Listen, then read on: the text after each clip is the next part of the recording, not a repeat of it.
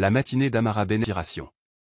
Elle leva les yeux au plafond de sa chambre, où une faible lumière filtrait à travers les stores, peignant de douces rayures sur les murs.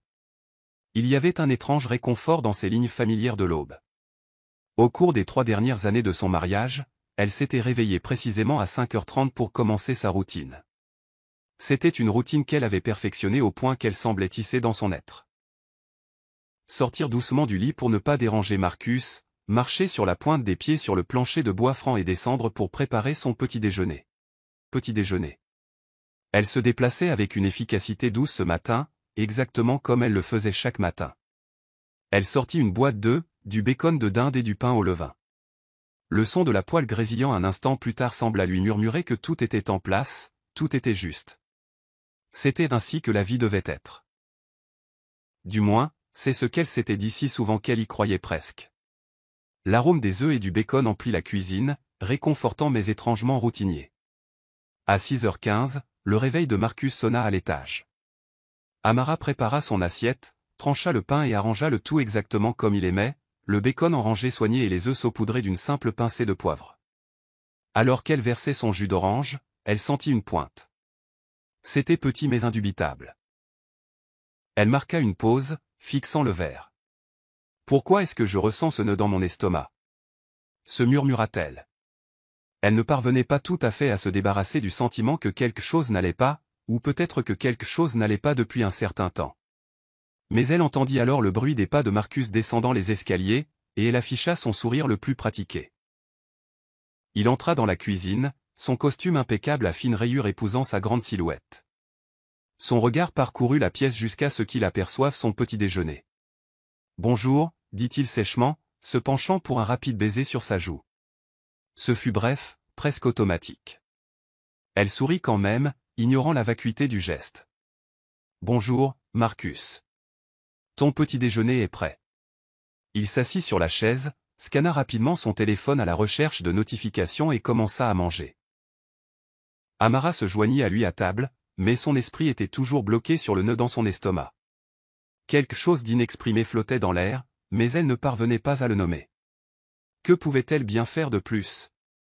Elle avait toujours été l'épouse parfaite, s'occupant méticuleusement de chaque détail pour lui faciliter la vie.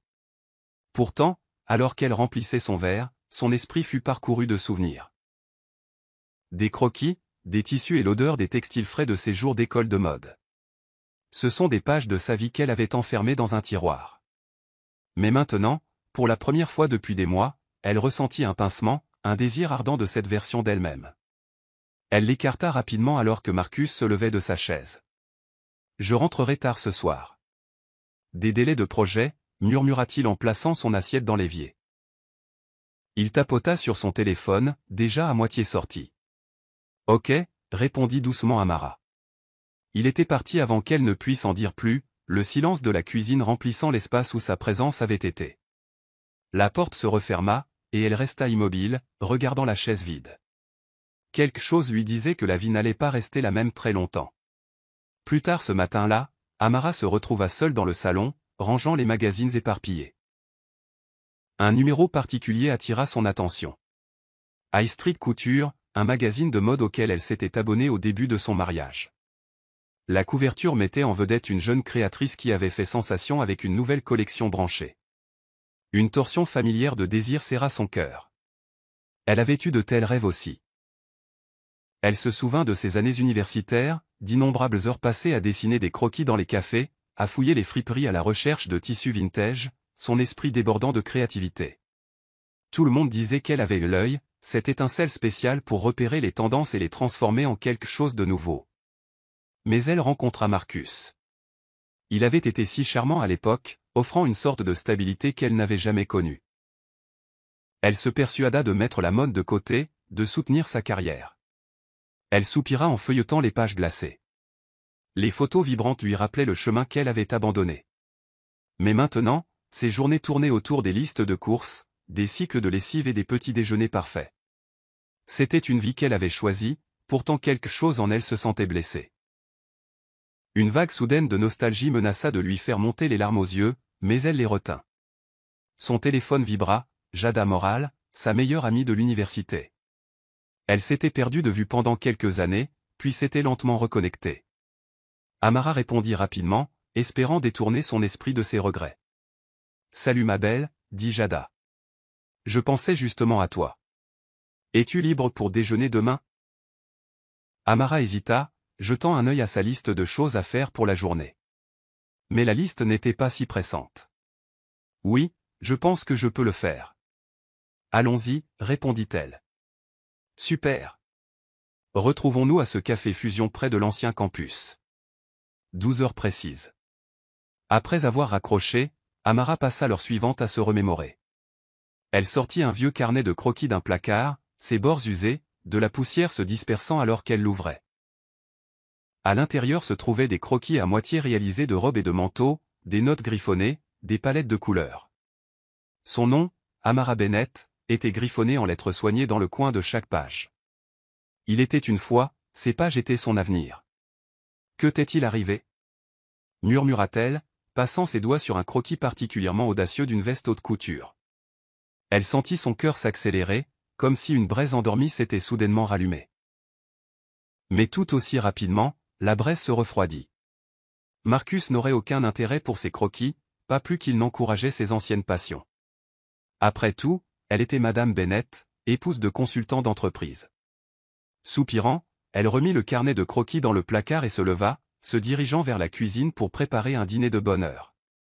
Malgré la tristesse qui persistait, une pensée fugace lui traversa l'esprit. Peut-être un jour. Il était environ minuit quand Marcus rentra enfin. Amara était restée debout, lisant un livre auquel elle prêtait à peine attention. Elle sursauta légèrement lorsqu'elle entendit le clic de la porte d'entrée, puis le vit entrer avec des pas lourds. Sa cravate était desserrée et sa chemise défaite, une vue inhabituelle pour l'homme si particulier quant aux apparences. Il marmonna quelque chose ressemblant à un salut, puis jeta sa mallette sur le canapé. « Longue journée ?» demanda-t-elle prudemment, allumant une petite lampe. On pourrait dire ça. Sa voix était sèche. Il ne bougea pas de là où il se tenait, comme s'il était physiquement et émotionnellement épuisé. « Je t'ai gardé le dîner, continua-t-elle doucement, montrant l'assiette couverte dans la cuisine. Je peux le réchauffer. Il laissa échapper un soupir. Non. J'ai déjà mangé. Ça va. Les épaules d'Amara s'affaissèrent légèrement. Auparavant, il l'aurait au moins remercié ou l'aurait regardé avec une certaine chaleur. Maintenant, il y avait une froideur dans ses yeux, comme s'il était à des kilomètres même s'il était physiquement devant elle. Elle voulait lui demander ce qui n'allait pas, pourquoi il semblait si distant, mais les mots s'en mêlèrent dans sa gorge, remplacés par un silence gênant. Il passa devant elle vers les escaliers, laissant la plus faible trace de colonne dans son sillage. Elle le suivit, trop anxieuse pour laisser passer le moment. « Marcus, est-ce que tout va bien ? Tu as l'air si préoccupé. » Il marqua une pause près des escaliers, jetant un coup d'œil par-dessus son épaule. « Je t'ai dit que c'est juste le travail, dit-il, de l'impatience dans le ton. J'ai beaucoup à faire en ce moment. » Elle hocha la tête et força un petit sourire. « Si tu as besoin de quelque chose. » Je vais bien, la coupa-t-il, puis il monta les escaliers. La maison semblait plus froide, plus vide, comme si ses pas avaient drainé la chaleur de l'air. Une fois de plus, elle resta debout seule dans le salon faiblement éclairé. Elle ne pouvait pas identifier le moment exact où les choses avaient commencé à se défaire, mais elle reconnaissait les fines fissures se formant dans l'image soigneusement composée de leur mariage. Au lit cette nuit-là, elle resta éveillée, fixant le plafond. Le sommeil refusait de venir. Elle sentait que le fossé entre eux se creusait, et cela faisait battre son cœur anxieusement contre sa cage thoracique. Une partie d'elle voulait nier la réalité, rester dans l'illusion confortable que tous les mariages avaient des passages difficiles. Pourtant, la nuit suivante, ces fissures allaient s'approfondir, la laissant avec encore plus de questions et une peur croissante. Tôt le lendemain matin, Marcus se hâta de déjeuner sans un mot. Son téléphone vibra à plusieurs reprises sur le comptoir. Texte après texte.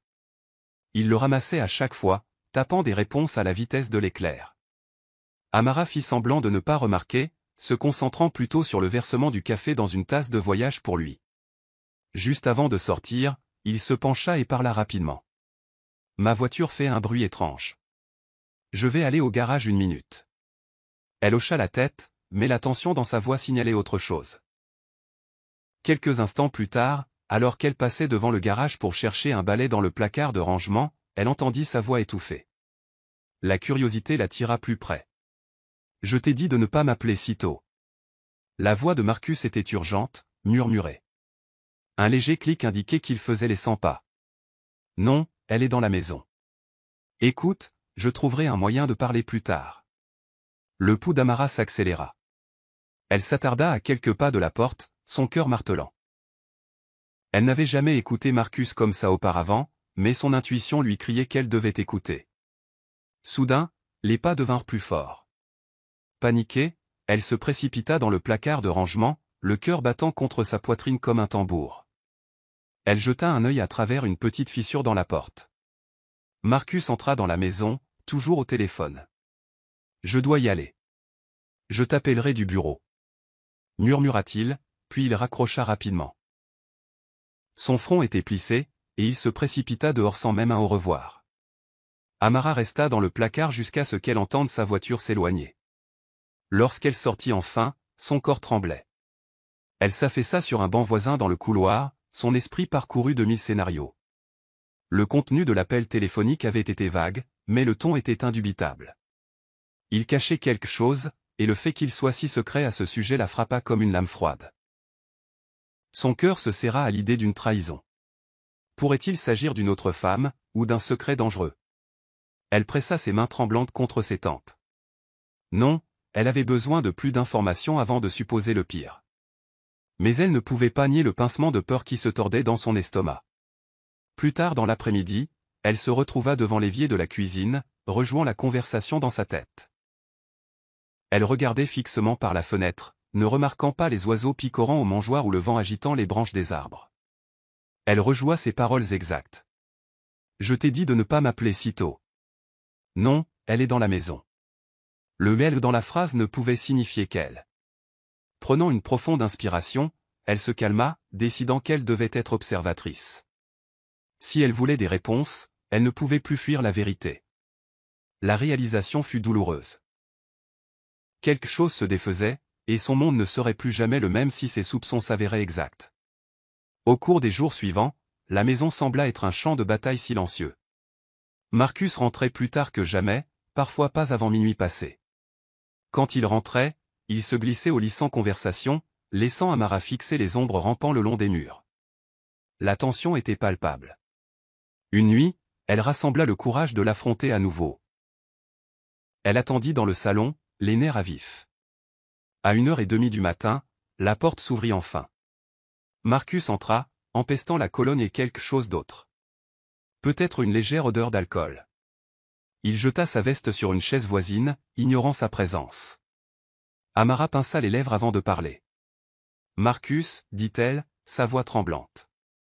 Il faut qu'on parle. » Il hésita, puis s'affala dans un fauteuil, passant une main sur son visage. « C'est tard. Ça peut attendre ? » Non, ça ne peut pas. Ces mots sortirent plus fort qu'elle ne l'avait voulu. Elle sentit une montée de courage. Tu as été distant. Tu n'es jamais à la maison. Tu prends des appels dans le garage à des heures étranges. Qu'est-ce qui se passe? Il cligna des yeux, surpris par la franchise de ses questions. Sa bouche tressaillit, puis il se pencha en arrière, les bras croisés. C'est juste le travail, Amara. Mes clients sont dispersés dans le monde entier, et je jongle avec un projet de conseil majeur. Tu ne comprendrais pas. Elle tressaillit à la condescendance de son ton. Peut-être que je ne comprends pas ton monde corporatif, dit-elle prudemment, mais je mérite le respect. J'ai l'impression que tu caches quelque chose. Marcus soupira dramatiquement. Cacher quelque chose? Tu es paranoïaque. Je t'ai déjà dit, j'ai un gros client qui est toujours sur les nerfs. Il m'appelle aux moments les plus étranges. Mon téléphone sonne sans arrêt. Il attrapa son téléphone et le secoua pour insister. Amara baissa les yeux, sa voix rapetissant. Alors pourquoi est-ce que j'ai l'impression d'être une étrangère dans mon propre mariage? Un instant, son expression s'adoucit. Il ouvrit la bouche comme s'il allait dire quelque chose de sincère, mais il se leva brusquement. Je vais me coucher, marmonna-t-il. Tu réfléchis trop. Il monta les escaliers sans un autre regard. Amara resta assise, une lourde douleur s'installant dans sa poitrine. Elle aurait aimé pouvoir le croire, mais quelque chose dans ses tripes lui disait que les mensonges ne feraient que s'accumuler. Elle écouta le son de la douche s'allumant à l'étage, les larmes au bord des yeux. Finalement, elle les essuya et essaya de calmer ses pensées agitées. Cette nuit-là, elle rêva de vieux carnets de croquis et d'aperçus fugaces d'un avenir qu'elle avait jadis imaginé pour elle-même.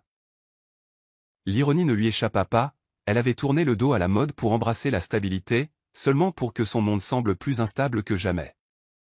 L'anniversaire d'Amara tombait un samedi d'automne frais, et elle s'était mentalement préparée, il va encore oublier. Pourtant, une lueur d'espoir brillait toujours en elle. Peut-être que cette fois serait différente. L'année dernière, il avait au moins marmonné des excuses rapides quand elle le lui avait rappelé en milieu d'après-midi. Cette année, elle résolut de ne pas le lui rappeler du tout. Elle passa la journée dans une brume tranquille, arrosant les plantes, réapprovisionnant le garde-manger, et enfin s'offrant un cupcake d'une boulangerie locale. En début de soirée, Marcus n'avait toujours pas reconnu son jour spécial. Il entra dans la maison vers 19h, au téléphone. Il s'arrêta brièvement pour laisser tomber ses clés sur la table d'entrée, puis se dirigea directement vers le bureau sans même un bonjour. Amara sentit la piqûre des larmes monter. Elle déglutit difficilement et le suivit. Quand elle jeta un coup d'œil, il était toujours collé à son téléphone, parlant avec animation de marche bénéficiaire. Elle resta maladroitement dans l'embrasure de la porte, attendant qu'il termine. 10 minutes passèrent, puis 15. Finalement, il termina l'appel. « Qu'est-ce qu'il y a, Amara » demanda-t-il platement, remarquant sa présence. Elle se serra dans ses bras. « Aujourd'hui, c'est mon anniversaire. Je voulais juste te le faire savoir, au cas où tu aurais oublié. » Son visage devint vide. « C'est vrai. Désolé pour ça, » dit-il d'un ton dépourvu de chaleur.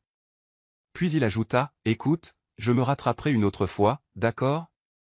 Une vague de choc froid la traversa. Pas même un câlin. Pas même un petit geste. « C'est tout ce que tu as à dire ?» demanda sa voix tremblante. Il haussa les épaules, se frottant la tempe. « Je suis fatigué, d'accord ? On fêtera un autre jour. J'ai mal à la tête en ce moment. » Amara resta figée, se sentant comme si quelqu'un lui avait tendu la main dans la poitrine et lui avait écrasé le cœur. Son anniversaire, qui était autrefois un jour d'excitation et de réunion de famille, s'était réduit à cet échange vide. Elle le regarda rassembler quelques dossiers et monter les escaliers, la laissant seule dans le couloir silencieux. L'amertume qu'elle ressentait était comme un poison lent. Déterminée à ne pas pleurer, elle alla dans le salon et alluma la télévision pour le bruit de fond. Elle s'assit sur le canapé, serrant un coussin, souhaitant quelque chose qu'elle ne pouvait pas tout à fait nommer. Amour. Respect. Une simple reconnaissance ? Lorsque son téléphone vibra avec un texte de Jada disant « Joyeux anniversaire, beauté ». Ses larmes s'échappèrent enfin. Elle savait, dans son cœur, que cette soirée oublieuse et dismissive était un tournant. Quelque chose en elle céda. Elle ne pourrait pas, continuer comme ça. Comme si l'univers essayait de souligner son point, le son du tonnerre gronda au loin. Dehors, le ciel s'ouvrit, et la pluie tomba à verse sur les fenêtres. Amara baissa la tête. C'était peut-être l'anniversaire le plus solitaire qu'elle ait jamais enduré. Pourtant, à travers ses larmes, elle sentit une lueur de défi. Une partie secrète d'elle chuchotait, ce n'est pas la fin. La semaine suivante, Amara découvrit la vérité. Cela arriva presque par accident. Un matin, elle vit un débit suspect sur le relevé de carte de crédit partagée. Un dîner coûteux pour deux dans un restaurant chic. Immédiatement, son cœur commença à battre la chamade. Cette même nuit, Marcus lui avait dit qu'il était occupé à travailler tard au bureau. Elle l'affronta ce soir-là dès qu'il rentra, ses nerfs à vif. « Marcus, on peut parler ?» Sa voix était résolue. « Fais vite. »« Je suis épuisé, » répondit-il en enlevant ses chaussures. Elle lui tendit son téléphone, affichant le relevé. « Tu as dit que tu travaillais tard mardi soir, mais il y a un débit de $300 à l'atelier. » Une explication ? Il jeta un coup d'œil au téléphone, le visage se durcissant. « C'était un dîner d'affaires, » dit-il brusquement, une demi-vérité se formant rapidement. « Tu sais que je sors parfois avec des clients. » Les yeux d'Amara brillèrent de larmes, mais sa voix se raffermit. Le débit est pour 2 personnes, et la réservation était à 20 heures. Pendant ce temps, tu m'as dit que tu étais coincé dans une conférence téléphonique jusqu'à minuit. Ce restaurant ferme à 22 heures. Un muscle dans la mâchoire de Marcus tressaillit. Il semblait sans voix avant de se mettre sur la défensive. Pourquoi fouilles-tu dans les reçus? La conf. Yance ne signifie rien, ne retourne pas ça contre moi, rétorqua TL. La colère bouillait dans ses veines. Tu mens depuis des mois. J'ai appris l'existence de ces voyages d'affaires. Le frère de Jada travaille dans le même immeuble de bureau où tu prétends passer de longues nuits, et il dit que tu ne restes jamais après 19 heures. Où vas-tu? Avec qui es-tu? Il serra les poings. Écoute, je vois quelqu'un, marmonna-t-il finalement, les yeux lançant des éclairs. Elle fait partie d'une start-up dans laquelle j'investis. Elle est plus que ça, en fait. C'est ma partenaire, dans tous les sens du terme. Tu as été trop occupé à jouer à la parfaite ménagère pour t'en rendre compte. Le mot partenaire frappa Amara comme un coup de massue. Une vague glaciale l'envahit, lui coupant le souffle. Elle le regarda, stupéfaite, une douleur profonde gravée sur son visage. Tu as une liaison? Il expira brusquement, comme soulagé de le dire à voix haute. Je suis fatigué de marcher sur des œufs avec toi. Notre mariage ne fonctionne pas depuis longtemps, et tu le sais. Tu n'as aucune ambition, Amara. J'ai besoin de quelqu'un qui puisse suivre mon rythme. Quelqu'un avec des objectifs. Un tremblement parcourut son corps. L'audace de ses paroles alluma une rage ardente en elle. Aucune ambition. Répéta TL. J'ai sacrifié mes rêves pour te soutenir, pour être ton épouse parfaite. Et tu fais ça. Il haussa les épaules avec désinvolture. Tu as cessé d'être excitante il y a longtemps. Sa colère bouillonna. Elle leva un doigt tremblant pour le pointeur du doigt. Dehors, grogna TL, les larmes coulant de ses yeux.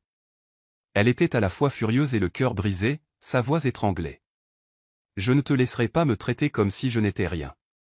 Un instant, Marcus parut surpris. Il se ressaisit, attrapa son portefeuille et ses clés, et sortit sans un mot. La porte claqua, résonnant dans la maison comme un dernier glas.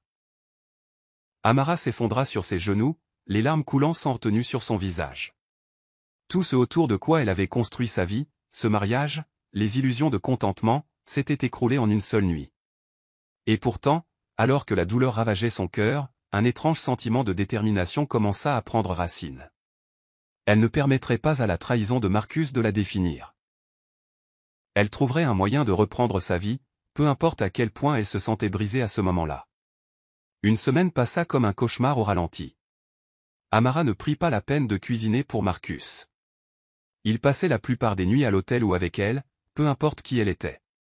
Les journées d'Amara devinrent un flou de larmes et de routines engourdies. Elle évitait les appels de sa mère, Célia, ne voulant pas éclater en sanglots. Elle annula les cafés et les déjeuners. Elle ne pouvait pas affronter le monde tout de suite. Un matin, après une nuit blanche, elle s'effondra dans la salle de bain, sanglotant de façon incontrôlable. Le déclencheur était si banal, elle avait remarqué que le panier à linge débordait du linge de Marcus. Elle réalisa qu'elle avait toujours l'habitude de ranger après lui, même s'il l'avait trahi de la pire des manières. L'inanité de sa vie la frappa de plein fouet. Il était environ midi quand la sonnette retentit. Elle l'ignora d'abord, trop perdue dans son propre désespoir. Mais la visiteuse était persistante.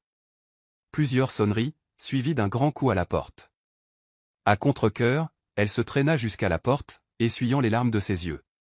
C'était Jada, tenant un sac en papier et arborant une expression inquiète. « Ma belle, ouvre.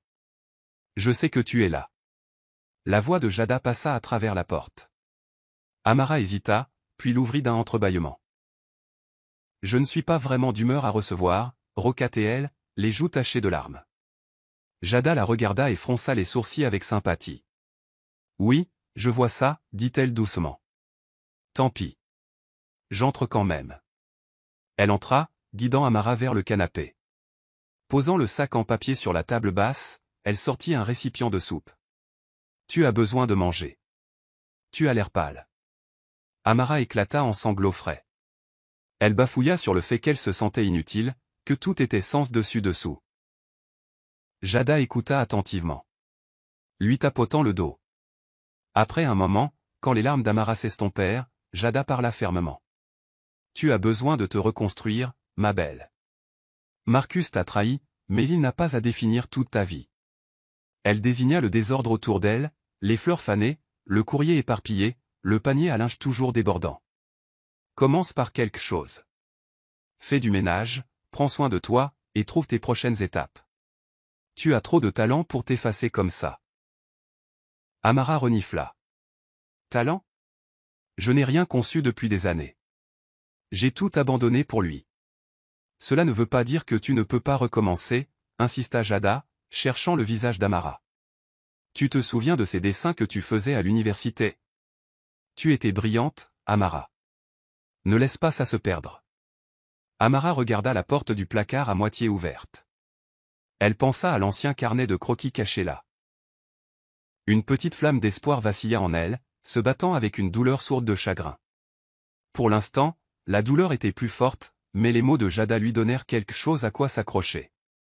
Elles restèrent assises en silence complice pendant un moment. Finalement, Jada proposa de l'aider à faire le ménage. Ensemble, elles s'attaquèrent au panier, chargèrent le lave-vaisselle et nettoyèrent les restes de nourriture dans le réfrigérateur. Quand Jada partit, la maison semblait un peu plus légère, la mélancolie suffocante légèrement dispersée. Cette nuit-là, alors qu'Amara se glissait dans son lit, elle fixa le plafond, une main posée sur sa poitrine. Elle se sentait toujours brisée, mais l'encouragement de Jada résonnait dans sa tête. Tu as trop de talent pour t'effacer. Pour la première fois depuis des semaines, elle s'autorisa à imaginer un nouveau départ, même si ce n'était guère plus qu'un murmure dans l'obscurité. Quelques jours plus tard, Amara trouva une étincelle qui raviva sa passion perdue depuis longtemps. Elle fouillait dans un placard à la recherche de vieux papiers lorsqu'elle tomba sur une boîte abîmée. À l'intérieur gisait son carnet de croquis de mode original, les bords froissés, les marques de crayons maculées sur des pages d'idées lumineuses. Elle s'assit en tailleur sur le sol, feuilletant dessin après dessin. Chaque croquis lui rappelait sa jeunesse, débordante d'ambition et d'un œil vif pour les détails. Les lignes des robes, l'évasement des manteaux, les échantillons de couleurs vives qu'elle y avait collés. C'était comme ouvrir une capsule temporelle de promesses. C'est celle que j'étais censée être, pensa-t-elle, les larmes lui montant aux yeux. Pas une parfaite femme au foyer pour un homme qui ne la respectait pas, mais une artiste avec une vision. Son cœur battit la chamade. À ce moment-là, elle réalisa à quel point elle était affamée de réalisations créatives. Elle prit des photos des croquis les plus prometteurs avec son téléphone, ressentant un élan exaltant. Puis elle composa le numéro de Jada. Sa meilleure amie décrocha à la 3e sonnerie. « Salut, Amara. » Jada semblait joyeuse. « Tout va bien ? » « J'ai trouvé mes vieux croquis, » dit Amara avec excitation, sa voix tremblant un peu. « Certains d'entre eux sont, en fait décents. Peut-être même bons. Je pensais. Tu as toujours ce contact de petite boutique éphémère ? » Jada poussa un cri de joie. « Oui, j'en ai. Ils cherchent toujours de jeunes créateurs pour faire de courtes séries. Tu veux tenter le coup ? » Amara déglutit. « Je crois que oui. Je suis rouillé, et je dois comprendre la fabrication, le marketing, tout ça. Mais, oui. Je veux essayer. » Pour la première fois depuis des mois, Amara ressentit une véritable impulsion d'enthousiasme. Elle raccrocha et commença immédiatement à noter des noms de marques potentielles, fouillant parmi les échantillons de tissu qu'elle avait mis de côté. Ce fut une décision impulsive, mais le sentiment de but qu'elle alluma en elle était comme de l'oxygène pour une femme qui se noyait. Elle savait que Marcus se moquerait s'il le découvrait un jour. Mais il ne s'agissait plus de lui. Il s'agissait d'elle. Et dans cette étincelle fugace de détermination, elle se sentit plus vivante qu'elle ne l'avait été depuis des années. Elle n'avait pas l'image complète, mais elle avait une graine de feu, un noyau de volonté qui pourrait, si nourri, devenir quelque chose d'extraordinaire. Le jour où Amara décida de demander officiellement le divorce, elle se réveilla avec un calme étrange. Elle avait assez pleuré et enduré assez de nuits blanches. C'était maintenant le moment de prendre des mesures décisives. Vêtue d'un simple chemisier et d'un pantalon noir, elle se rendit au cabinet d'avocat du centre-ville recommandé par le cousin de Jada. Ses mains tremblaient légèrement sur le volant, mais elle les garda stables.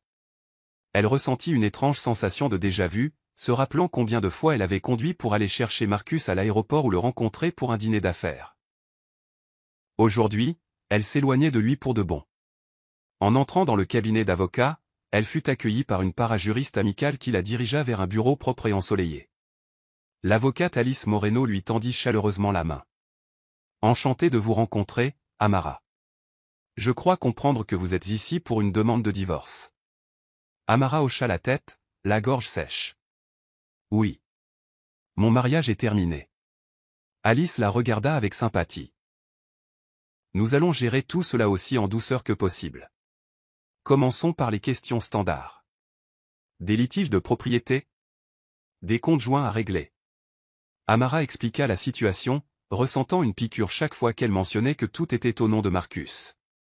Il avait insisté sur cet arrangement au début, citant des raisons fiscales, des raisons d'affaires, des choses qu'elle ne comprenait jamais. Elle réalisa maintenant à quel point elle avait renoncé à son indépendance financière sans lutter. Mais elle savait aussi qu'elle était au-delà du blâme d'elle-même. Il était temps d'aller de l'avant.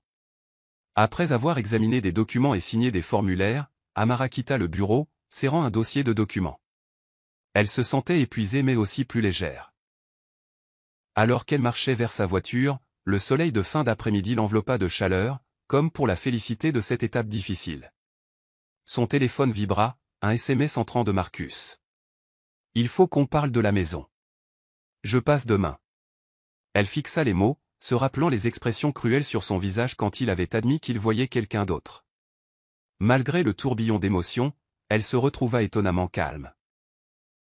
En déposant ses papiers, elle avait symboliquement repris son pouvoir. Elle ne se faisait aucune illusion quant à la facilité du chemin à parcourir. Elle s'aventurait en territoire inconnu sans filet de sécurité. Mais elle avait pris une décision qui correspondait à sa vérité, et cette connaissance lui donnait une force qu'elle avait perdue depuis longtemps. Amara se tenait au comptoir d'expédition, le cœur battant. Elle envoyait sa première fournée de vêtements cousus à la main, juste une petite commande, mais une étape essentielle. Après avoir redécouvert ses anciens croquis, elle avait converti un coin de sa chambre en mini-atelier. Les nuits tardives la trouvaient penchée sur une machine à coudre, affinant chaque point jusqu'à ce que ses yeux soient brouillés. Des chutes de tissu jonchaient le sol. L'épuisement pesait sur elle quotidiennement, mais aussi une excitation palpable qui lui donnait de l'énergie.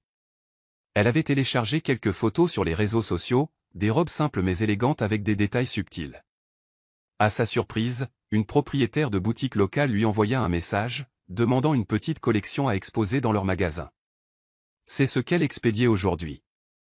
Seulement 5 pièces, mais cela semblait monumental. Le nom de sa marque, griffonné proprement sur chaque étiquette, disait Amara by Design.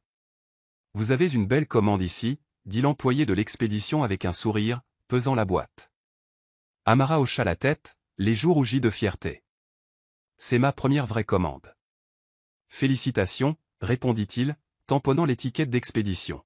« J'espère que c'est le début de quelque chose de grand. » Amara sortit du bureau d'expédition, le soleil sur le visage, l'adrénaline coulant dans ses veines. Elle voulait crier de joie, partager le moment avec quelqu'un. Son esprit pensa à Marcus.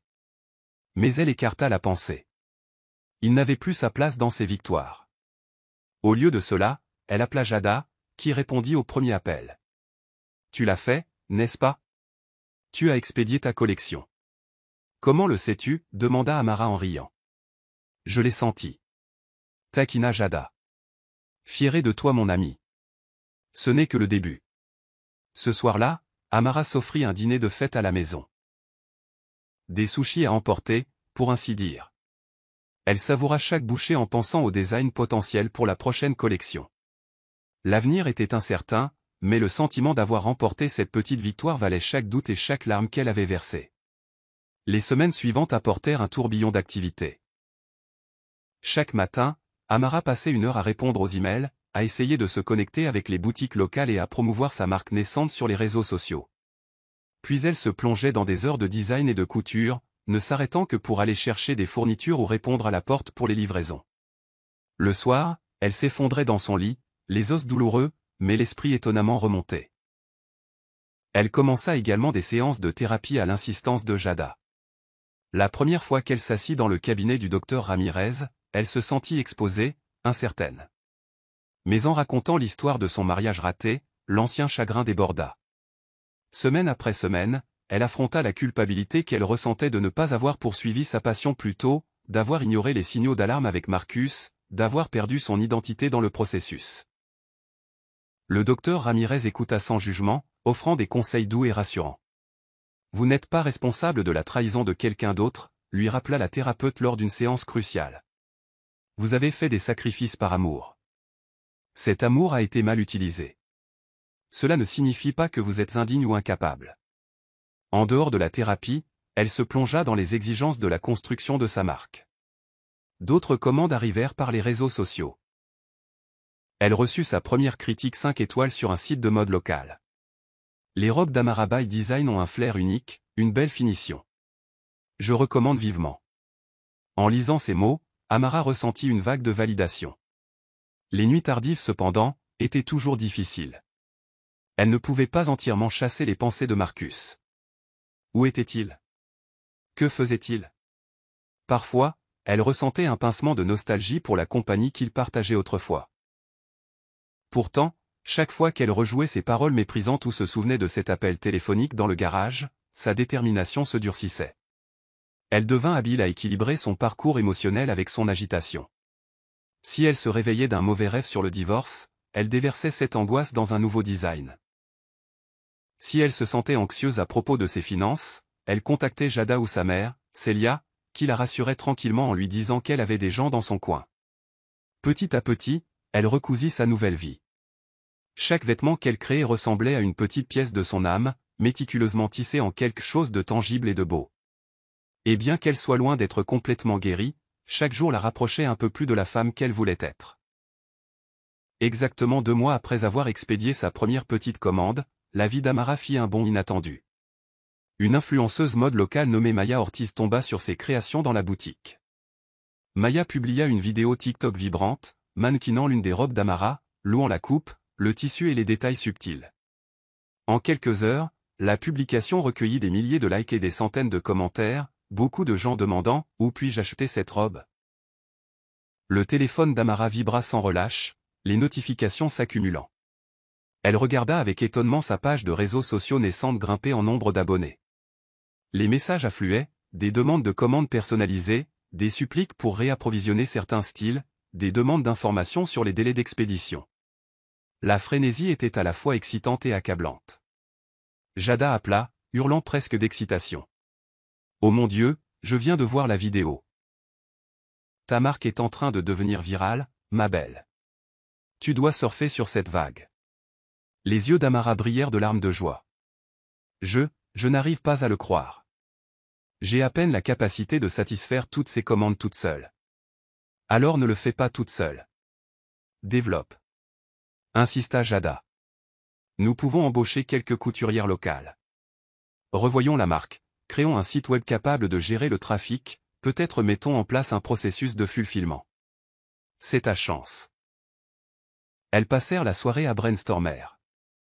Jada, avec son expérience en marketing, suggéra une refonte élégante du logo et une refonte du site web. Amara réalisa que Amara by Design avait besoin d'une mise à jour polie si elle voulait jouer dans la cour des grands. Leur synergie était électrique. Une idée en suscitait une autre, et bientôt elles eurent un plan viable. C'est énorme, Amara, dit Jada, son excitation palpable.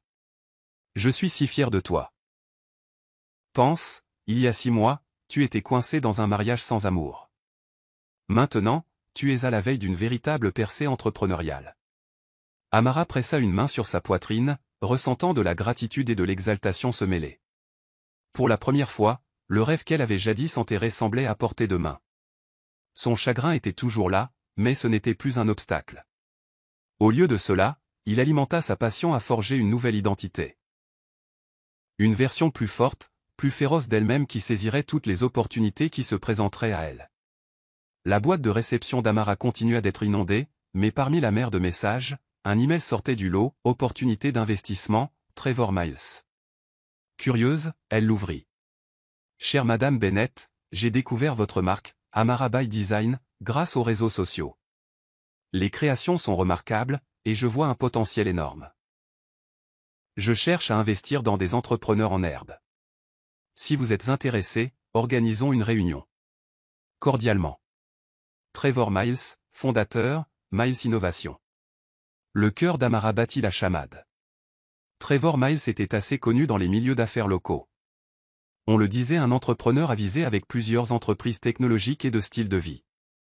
L'idée qu'une personne de son calibre veuille investir dans sa ligne de mode était passionnante. Néanmoins, elle était prudente. Elle montra l'email à Jada, qui leva un sourcil agréablement surpris. Cela pourrait être important, dit Jada. Mais faisons nos devoirs. Nous vérifierons ses antécédents, organiserons une réunion, et irons de l'avant à partir de là. La semaine suivante, Trevor les invita dans un ouf. L'espace de coworking.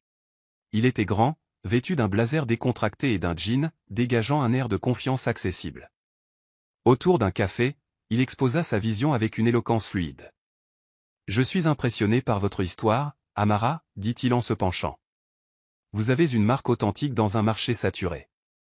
Avec le bon capital et les bons conseils, vous pourriez atteindre une distribution nationale, voire mondiale. » Amara sentit le poids de ses paroles. La pensée de grandir si vite l'excitait autant qu'elle la terrifiait. Elle la terrifiait. « Je suis encore en train d'apprendre, avoua-t-elle, sa voix légèrement tremblante. Je suis bonne en design, mais la production de masse et le marketing à grande échelle, c'est un nouveau territoire. » Trevor hocha la tête avec compréhension. « C'est là que j'interviens. Considérez cela comme un partenariat. Vous gardez le contrôle créatif.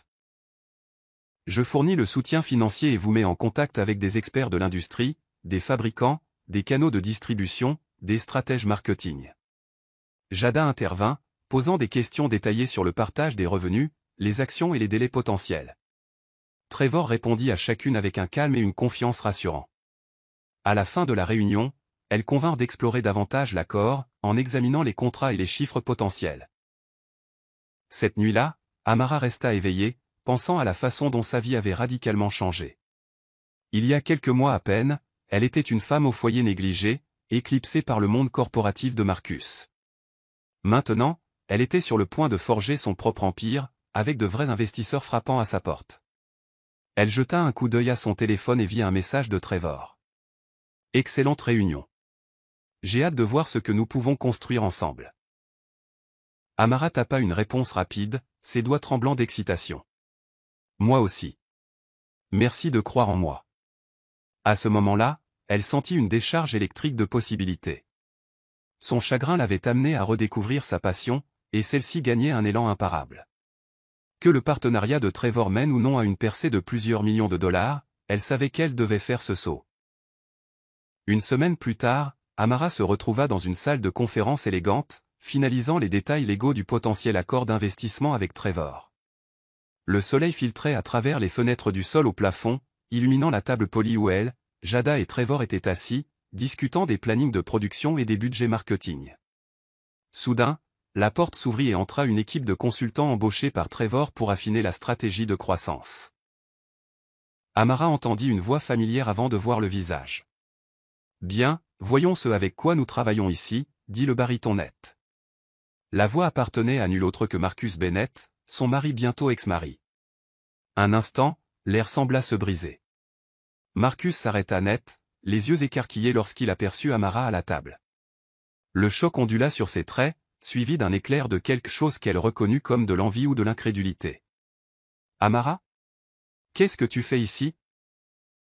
demanda-t-il, la voix tendue. Trevor intervint calmement, ignorant le courant de tension. « Marcus, je vois que vous connaissez déjà Mademoiselle Bennett. Elle est la PDG et la créatrice principale d'Amara by Design. Nous finalisons un investissement pour l'aider à développer sa ligne de mode. » Amara se leva de sa chaise, luttant contre l'envie de foudroyer Marcus du regard. « Oui, nous nous connaissons très bien, » dit-elle, chaque syllabe mesurée. Elle inclina la tête dans ce qui aurait pu être un signe de tête polie. Mais ses yeux étaient loin d'être amicaux.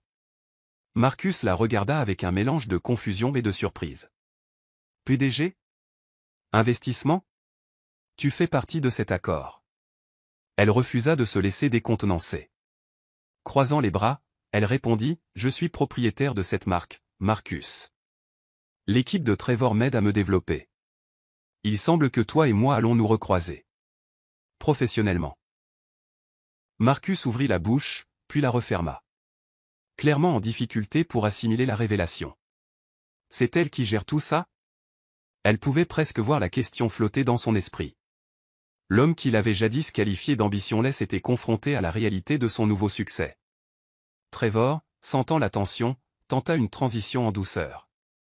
Eh bien, concentrons-nous sur le sujet qui nous occupe. Nous avons besoin de votre équipe de conseil pour évaluer la stratégie opérationnelle pour la fabrication et la distribution. Marcus éclaircit sa gorge et hocha la tête raidement. Tout au long de la réunion, il jeta des regards furtifs à Amara, luttant pour maintenir sa contenance tout en présentant au groupe. Amara apporta ses idées avec une confiance posée. Pour la première fois de sa vie, elle ne se rapetissa pas en sa présence. Elle se sentait puissante. Après, lorsqu'ils se croisèrent brièvement dans le couloir, Marcus l'arrêta. « Amara, comment as-tu fait ?» Elle releva le menton, le coupant court. « J'ai travaillé dur, et j'ai cru en moi. C'est comme ça. » Elle tourna sur ses talons et s'éloigna, le laissant sans voix. Dans l'ascenseur qui descendait, ses mains tremblaient légèrement, mais elle refusa de laisser la présence de Marcus éclipser ses réalisations. Au contraire, voir son visage stupéfait alluma un nouveau feu en elle. Elle savait alors que peu importe la fin du divorce, son chemin était imparable. Les nouvelles se sont répandues rapidement dans les milieux d'affaires locaux. Des articles ont commencé à apparaître dans les forums de mode en ligne. La marque montante Amara by Design suscite l'intérêt des investisseurs. Une créatrice locale obtient un soutien important, vise une portée nationale. Pour la première fois de sa vie, Amara se sentit reconnue, non seulement par une boutique de niche mais par la communauté de la mode au sens large. Les invitations commencèrent à affluer. Une petite semaine de la mode locale voulut présenter sa mini-collection sur le podium. 2 nouvelles boutiques dans des villes voisines exprimèrent leur intérêt à distribuer sa ligne. Ce fut un effet boule de neige, chaque succès alimentant une autre opportunité. Amara se retrouva plus occupée que jamais, jonglant entre le travail de design, les négociations de contrats et les stratégies marketing. Son téléphone sonnait rarement. Aussi stressant que cela soit, elle savourait le défi. Elle avait réveillé une partie d'elle-même dont elle ne savait pas qu'elle pouvait s'épanouir sous une telle pression. Lors d'une séance de design tard dans la nuit, elle reçut un appel inattendu de Célia, sa mère. La voix de Célia était douce. « J'ai lu des choses sur toi en ligne. Tu as l'air rayonnante, ma chérie. » Amara eut les larmes aux yeux, entendant la douce fierté de sa mère. « J'essaie, maman. Ça a été si difficile, mais j'y arrive. » Célia hésita un instant. « Je suis toujours là si tu as besoin de moi. Je sais que nous n'avons pas beaucoup parlé depuis tout ça avec Marcus. » Amara exhala un souffle tremblant. « Je sais. Je suis désolé. Je ne voulais pas m'effondrer devant toi. Mais je vais bien maintenant, en grande partie. » La voix de sa mère se réchauffa d'amour. « Tu es plus forte que tu ne le penses, Amara. Tu l'as toujours été. » Cette nuit-là, après avoir raccroché, Amara regarda son reflet dans la fenêtre, les lumières de la ville scintillant au loin. Elle pensa au chemin parcouru, de femme au foyer négligée à créatrice de mode en herbe. L'industrie la remarquait, mais plus important encore, elle se remarquait elle-même, sa valeur, sa détermination, sa capacité de résilience. Et cela l'incitait à se dépasser, à revendiquer l'avenir brillant dont elle n'avait jadis que rêvé. Le sommet de la célébrité naissante d'Amara arriva lorsqu'un magazine de style de vie locale demanda un article approfondi. La publication s'adressait à un lectorat aisé de la région, couvrant tout, des restaurants haut de gamme à la mode de luxe. Lorsque l'éditrice envoya un courriel disant qu'elle voulait son visage en couverture, et une histoire de ménagère à magnate, Amara faillit laisser tomber son téléphone sous le choc. Jada ne put contenir son excitation. « Te rends-tu compte de l'ampleur de cela ? L'article de couverture à lui seul pourrait faire exploser la visibilité de ta marque. » Amara essaya de rester composée, mais à l'intérieur, elle débordait de joie. « Je suis prête, » dit-elle doucement, plus à elle-même qu'à Jada. Le jour de la séance photo, elle arriva dans un studio minimaliste du centre-ville. L'équipe l'accueillit chaleureusement, la conduisant au maquillage et à la coiffure. Ils la coiffèrent dans l'une de ses propres créations, une robe bordeaux élégante et près du corps avec des coutures délicates qui accentuaient sa silhouette. La photographe, une femme au regard perçant nommée Cara, la positionna devant un fond blanc épuré. Les yeux ici, instruisit Cara. Confiance douce. C'est ça. Entre les flashs, l'intervieweuse posait des questions. Parlez-nous de votre transition de femme au foyer à entrepreneuse. Avez-vous jamais imaginé atteindre ce niveau de succès si rapidement? Amara sourit, bien que son cœur battît avec émotion. J'ai toujours eu le rêve de concevoir des vêtements, mais la vie m'a fait un détour. Quand j'ai finalement trouvé le courage de poursuivre ma passion, des portes ont commencé à s'ouvrir. Cela n'a pas été facile, mais cela en a valu la peine. L'intervieweuse hocha la tête, clairement charmée par son histoire. Quels conseils donneriez-vous à d'autres femmes qui se sentent bloquées ou éclipsées? Elle fit une pause, se rappelant les matins sans fin de cuisine et de nettoyage pour Marcus, le chagrin, la peur de l'inconnu. Croyez en votre étincelle, dit-elle doucement. Peu importe combien de temps elle a été dormante, elle est toujours là. Trouvez-la, nourrissez-la et laissez-la vous guider. Plus tard, elle regarda les épreuves avec Cara. Une photo la montrait regardant directement la caméra, une lueur résolue dans ses yeux. Amara réalisa que c'était ainsi qu'elle voulait être vue. Confiante, imparable, une véritable force auto-faite. Pour une fois, elle se sentait à l'aise dans sa propre peau, n'étant plus éclipsée par un mariage sans amour ou ses propres insécurités. En quittant le studio, la lumière du soleil d'automne lui semblait chaude sur le visage. Elle sortit son téléphone pour appeler Jada, excitée de partager les détails. À chaque pas, elle sentait le poids de sa vieille vie se lever. Elle entrait dans un nouveau récit, un qu'elle avait écrit elle-même. Loin de la femme au foyer timide qui se réveillait autrefois à l'aube pour préparer le petit déjeuner de quelqu'un d'autre. Peu de temps après la publication de son article dans le magazine, Amara reçut un message auquel elle ne s'attendait pas. Marcus, demandant à la rencontrer. Elle vit son nom s'afficher sur l'écran de son téléphone et sentit son estomac se serrer. Un instant, elle envisagea de l'ignorer. Mais la curiosité et un sentiment de clôture la poussèrent à accepter une brève rencontre dans un café public. Elle arriva en avance, vêtue d'un blazer élégant sur un jean foncé, une combinaison stylée qui la faisait se sentir à la fois à l'aise et redoutable. Quand Marcus arriva enfin, il avait l'air mal à l'aise, sa posture raide. Il scanna la pièce, la repéra, et s'approcha avec un sourire hésitant. « Salut !» commença-t-il, se glissant dans la chaise en face d'elle. « Merci de m'avoir rencontré. » Elle hocha la tête, l'expression neutre. « Que veux-tu » Il s'éclaircit la gorge, tripotant le coin du menu. « J'ai vu ton nom partout. Magazines, réseaux sociaux, même certains de mes clients ont mentionné tes créations. » Son ton semblait presque admiratif. « Je suis fier de toi, Amara. Vraiment. » Elle haussa un sourcil, sceptique.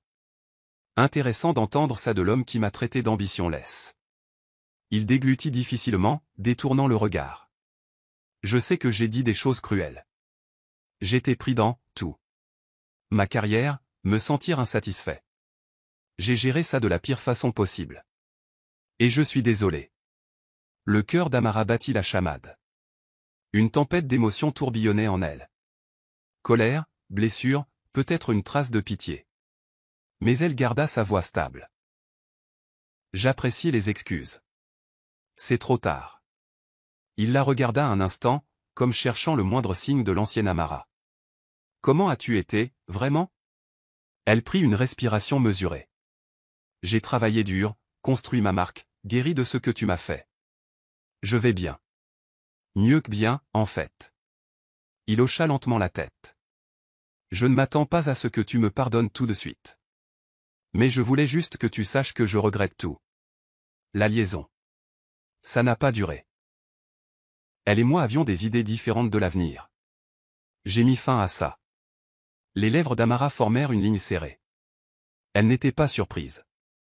Elle ne ressentait non plus aucune sympathie pour son chagrin. Marcus, que veux-tu de moi? Une conclusion. Parce que nous divorçons déjà. C'est une conclusion suffisante. Il se pencha en avant, les yeux sincères. Je veux juste qu'on soit en bons termes. Et s'il y a la moindre chance? Sa voix se brisa, laissant la phrase inachevée en suspens. Elle le fixa, inébranlable. Quelle chance de quoi? De se remettre ensemble. Elle laissa échapper un rire amer. Non. Marcus. Ce bateau a largué les amarres au moment où tu as rompu tes vœux et méprisé ma valeur. Un éclair de colère traversa son visage, mais il essaya rapidement de le masquer. D'accord. Je comprends. Un silence chargé s'installa. Amara regarda la sortie du café. Elle ressentit un besoin urgent de laisser cette conversation derrière elle. Elle avait dit ce qu'elle avait à dire, accepté ses excuses trop tardives, et réaffirmé qu'elle en avait fini avec lui. Elle se leva, ramassant son sac. Je dois y aller. J'ai une réunion avec des investisseurs. Il hocha la tête, la regardant avec un mélange de regret et de nostalgie. Tu as l'air bien, au passage, murmura-t-il. Je suis vraiment désolé. Ces derniers mots furent simples. Coupant. Prends soin de toi, Marcus. Puis elle sortit du café, sans jamais se retourner. Dehors, elle inhala l'air frais, le soulagement la parcourant. Elle avait affronté son passé. Elle ne ressentait aucune tentation de raviver une quelconque flamme. Cette flamme l'avait jadis brûlée, mais elle était libre maintenant. Libre d'être exactement qui elle avait besoin d'être. Quelques jours après avoir rencontré Marcus, Amara ressentit un net soulagement. Pourtant, elle sentait aussi qu'il n'en avait pas tout à fait fini d'essayer. Il envoya quelques autres textes, de longues excuses décousues mêlées de faibles espoirs de réconciliation. Elle répondit poliment mais fermement, répétant que sa décision était définitive. Un matin pluvieux, elle entendit frapper à sa porte. Ouvrant, elle trouva Marcus debout sous un parapluie. Il tenait une petite boîte dans son autre main. Puis-je entrer, demanda-t-il, la pluie dégoulinant des bords du parapluie. À contre-cœur, elle s'écarta. À l'intérieur, il lui offrit la boîte, et elle hésita avant de l'ouvrir. À l'intérieur se trouvait un bracelet de diamants qu'elle reconnaissait, un qu'il avait l'intention de lui offrir lors d'un ancien anniversaire mais qu'il n'avait jamais fait. Ou peut-être l'avait-il acheté récemment dans une tentative maladroite de la reconquérir. Elle ressentit une vague de colère mêlée de tristesse. « Je ne veux pas ça, dit-elle doucement, refermant le couvercle. Tu peux le reprendre. Il serra la mâchoire, la frustration vacillant dans ses yeux. Amara, s'il te plaît. J'essaie de te montrer que je suis sérieux. J'ai gâché. Mais nous pouvons arranger ça. Elle secoua la tête, déglutissant difficilement. Elle se souvenait trop vivement des nuits de solitude, des appels téléphoniques murmurés, des mensonges. Non. Nous ne pouvons pas arranger ça. Tu nous as brisés au-delà de toute réparation. Je vais de l'avant, Marcus. Et tu dois faire de même. Il la regarda, réalisant que sa détermination était inébranlable. Finalement, il expira, se tournant vers la porte. Bien, dit-il brusquement, la voix teintée de désespoir. Je te laisserai tranquille. Mais, si jamais tu changes d'avis. Elle le coupa court. Je ne changerai pas. Ce fut la dernière fois que Marcus Bennett mit les pieds chez elle. Elle le regarda s'éloigner sous la pluie, le dernier chapitre de leur lien personnel se refermant avec une quiétude finale. Refermant la porte, elle s'effondra sur une chaise, les larmes aux yeux pour ce qui aurait pu être. Mais elle se dit que la tristesse faisait partie du lâcher-prise. Elle s'essuya les yeux, se rappelant le chemin parcouru. Son cœur avait de la place pour la tristesse, oui, mais aussi pour l'ambition, la joie et un sens du but qu'elle ne renoncerait plus jamais. Un mois plus tard, l'accord avec Trevor Miles se concrétisa en un partenariat formel.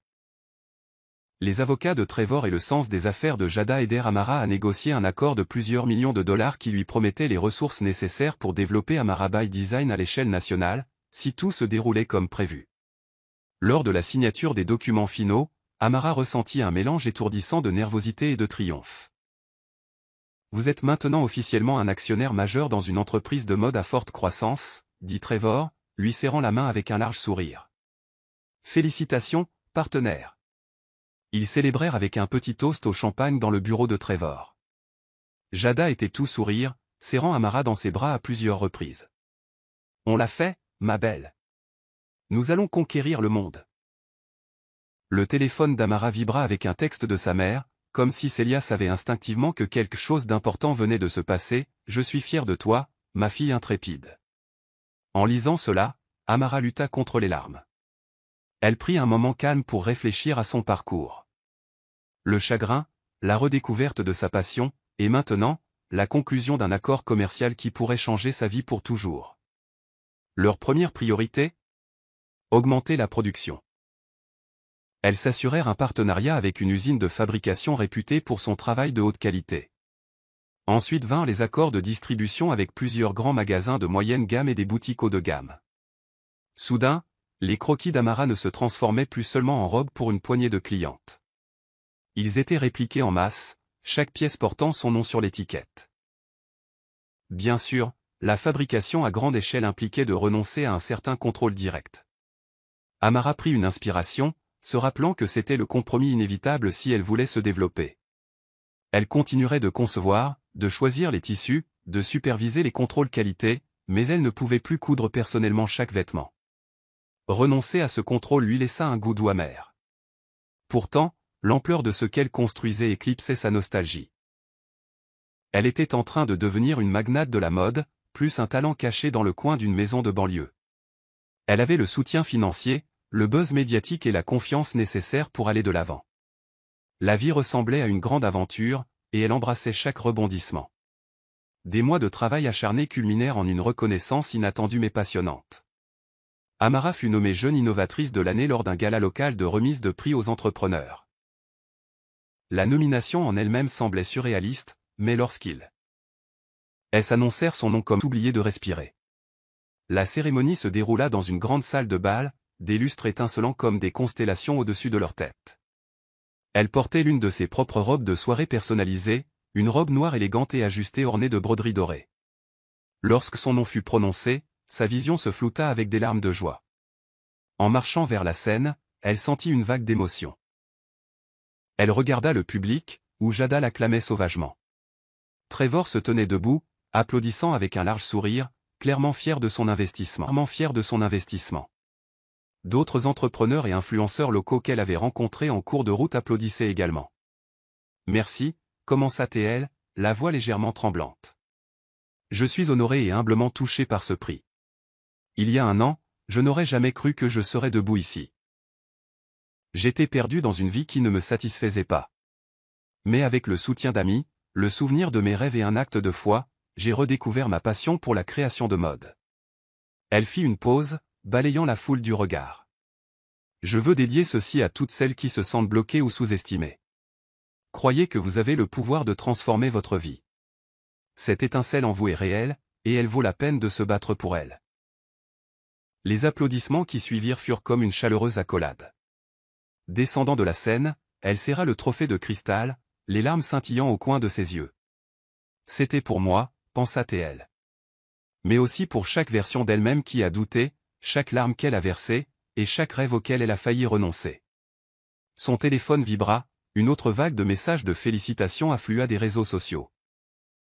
Elle sentit un nouveau chapitre se dérouler, un où son potentiel brillait plus fort que n'importe quel chagrin qu'elle avait enduré. L'histoire de l'ascension fulgurante d'Amara devint virale sur les plateformes sociales. Des interviews vidéo, des articles de presse et d'innombrables publications sur les réseaux sociaux proclamèrent son parcours de simple femme au foyer à nouveau génie de la mode. Elle se retrouva à répondre à des demandes d'interviews de médias nationaux. Des femmes de tous horizons lui envoyèrent des messages, partageant comment son histoire les avait inspirées à poursuivre leurs propres rêves. Un courriel particulièrement émouvant vint d'une femme qui disait être piégée dans un mariage toxique. « Vous voir réussir, » écrivit la femme, « m'a donné le courage de demander le divorce et de lancer mon entreprise de pâtisserie à domicile. Merci, Amara. » Chaque message remplit le cœur d'Amara de gratitude, mais aussi de responsabilité.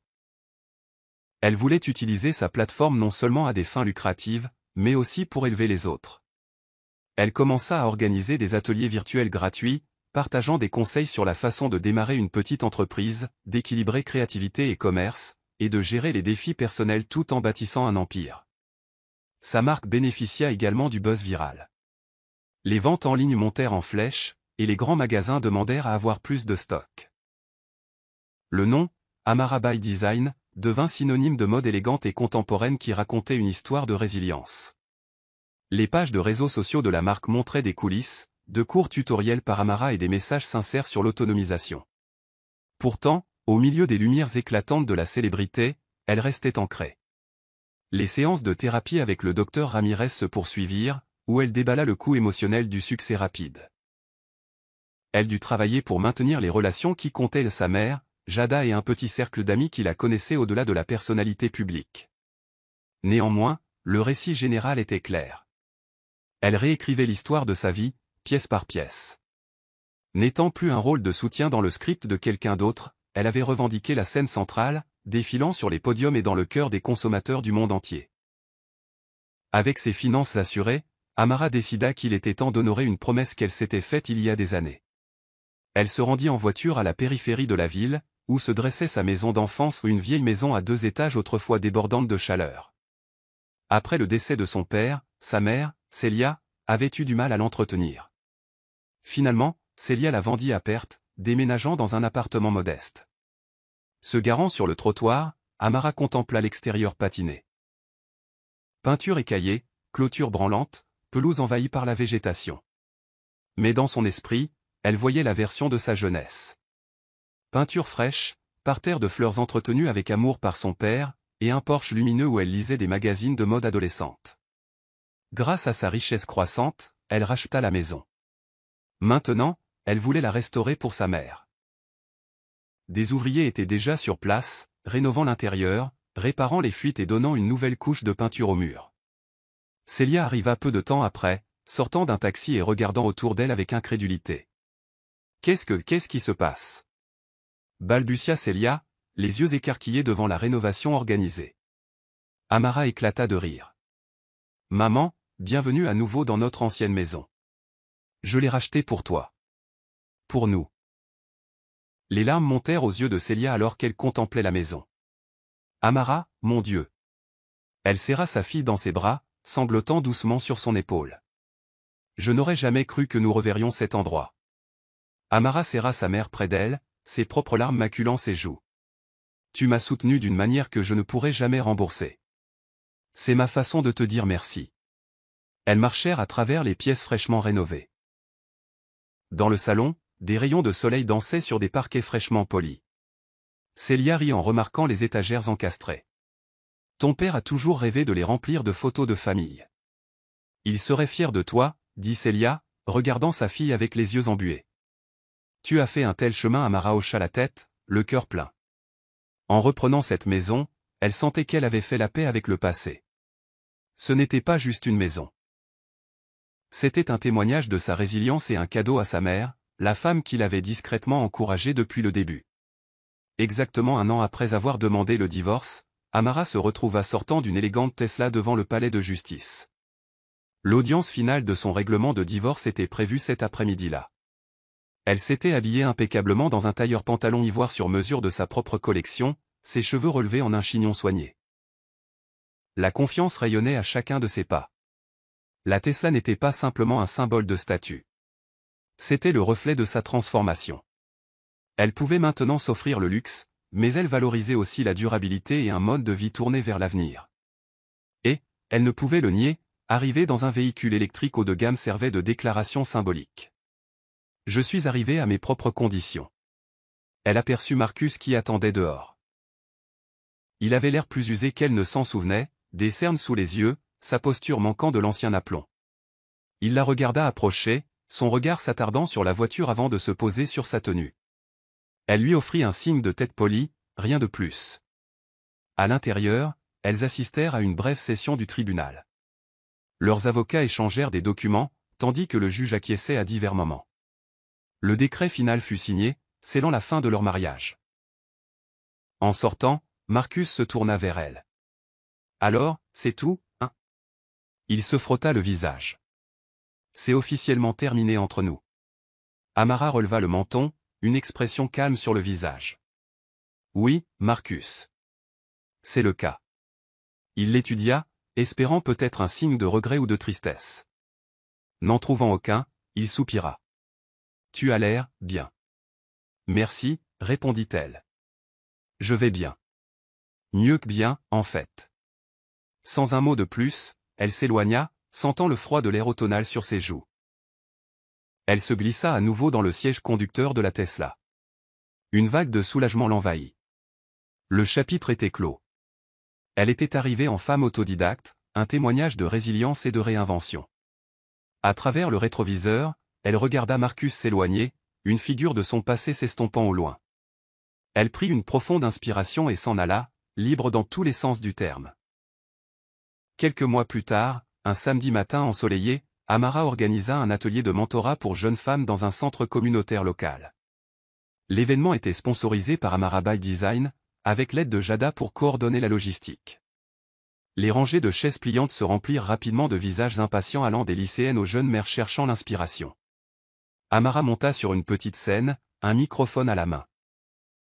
Elle regarda la foule et ressentit une vague de gratitude et de détermination. « Merci à toutes d'être venues », commença-t-elle, sa voix chaleureuse. « Je suis ici pour partager mon histoire et, plus important encore, pour vous aider à commencer la vôtre. » Elle parla ouvertement du chagrin qui l'avait autrefois brisé, des années qu'elle avait passées à douter de ses talents, et du moment crucial où elle décida de se battre pour ses rêves. Elle décrivit les étapes pratiques pour démarrer une petite entreprise, du développement d'un produit unique à la maîtrise du marketing sur les réseaux sociaux.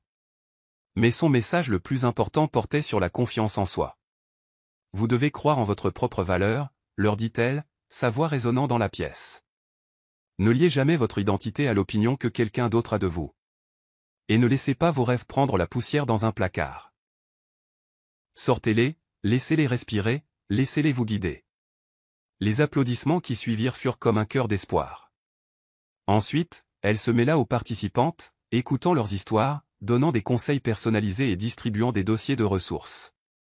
Beaucoup demandèrent des selfies avec elle, les yeux brillants d'admiration de rencontrer la femme dont le parcours était devenu viral. Elle s'exécuta avec joie, le cœur plein. Alors que l'événement touchait à sa fin, Jada tira Amara à part, rayonnante. « Tu es née pour ça. Pense à faire plus de séminaires ou même à écrire un livre. » Amara rit, ses yeux brillants. Une étape à la fois. J'ai encore un empire de la mode à étendre. Elle se tenait près de la scène improvisée, regardant la foule s'écouler. Les rayons du soleil filtraient à travers les grandes fenêtres, éclairant Amara d'une douce lumière. À ce moment-là, elle ressentit un profond sentiment d'accomplissement. Elle ne vivait pas seulement pour elle-même, mais pour l'impact qu'elle pouvait avoir sur les autres qui avaient besoin d'une lueur d'espoir. Son parcours était loin d'être terminé, mais il était le sien, pleinement et sans aucune excuse.